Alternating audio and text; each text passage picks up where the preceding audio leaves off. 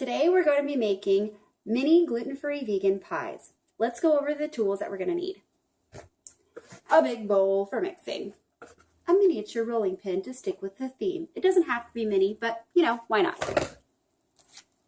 A whisk. Again, doesn't have to be mini. A knife with a smooth edge.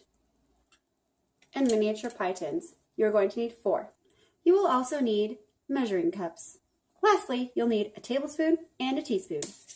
Let's go over the ingredients. Number 1, super fine ground almond flour.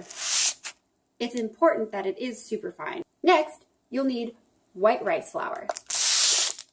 After that, tapioca flour, aka tapioca starch. You will also need sweet sorghum flour. There's no sugar added. That's just what it's called. I don't know. Next, the sweet, sweet sugar. Sugar. Next is salt. I have a coarse ground salt, so I am going to grind mine up with my mortar and pestle. But if you just have regular table salt, that's perfectly okay. This is a vegan vegetable shortening. You can also use coconut oil. You will also need ice cold water. Let's do this. 2 cups of almond flour. 1/4 cup rice flour. 1/4 cup sorghum flour.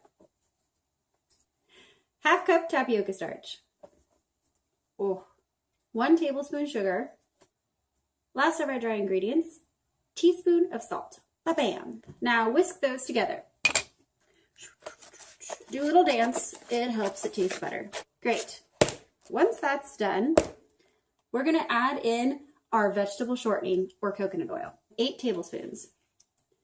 1.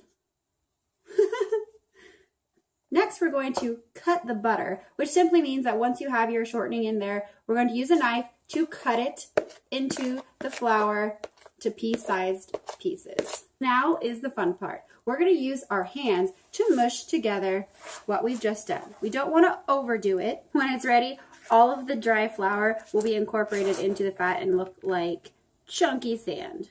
Next, we're going to add the ice cold water. It's anywhere between 6 and 10 tablespoons. The point is to get it the consistency of an almost wet Play-Doh. As you can see, it does have a little glisten because it is very moist. It's like a moist Play-Doh, like I mentioned before. Form it into a perfect ball shape and then wrap it up in either saran wrap or a plastic bag or that really magnificent beeswax wrap, and then put it in the refrigerator for 1 hour. I'm going to be making a cherry peach filling using frozen fruit. If you have fresh though, more power to you, go for it. I've got about 1 cup of peaches and 1 cup of cherries. Feel free to use whatever type of filling you want. Sugar to taste. If you want it a little more tart, I would say use a few tablespoons, no more than 1/2 cup of sugar. And put it on medium heat. Cook for about 5 minutes or until the liquid starts to simmer. Then add a tablespoon of tapioca starch mixed with a tablespoon of cold water.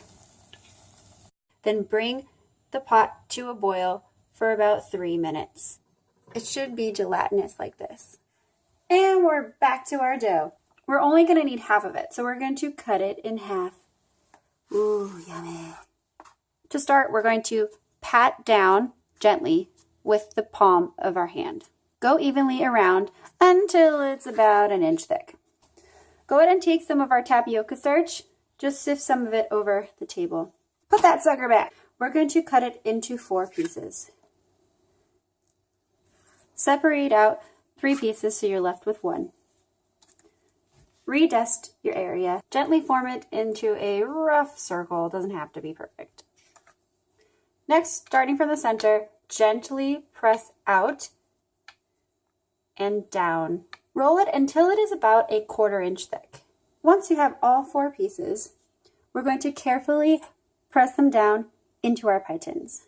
It's okay if it breaks, you can just press it together. Gently press down into the corners to make sure it's filled and there are no air pockets. Now to fill the pies. We don't want to add too much liquid, so go ahead and just try to pick out mainly the pieces of fruit. Now is a good time to preheat your oven to 375. Next, you're going to roll out and cut the other piece of dough, just like we did the first piece. Grab a top piece carefully and lay it over in the center of your pie. Pinch around the edges carefully so that the top and the bottom pieces merge. Press down firmly so that the edge of the pie tin cuts off the excess.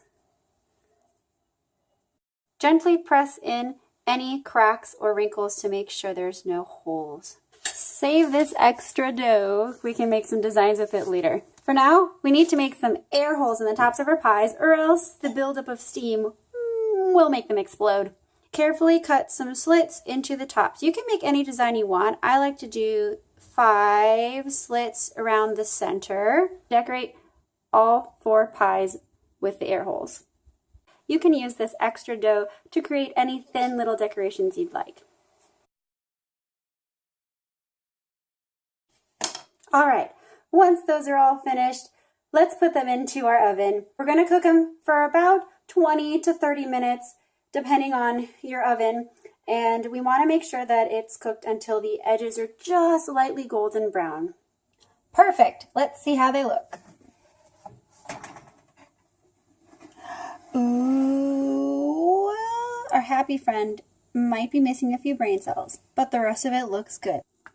Doop, doop, doop, doop, doop. Oh yeah.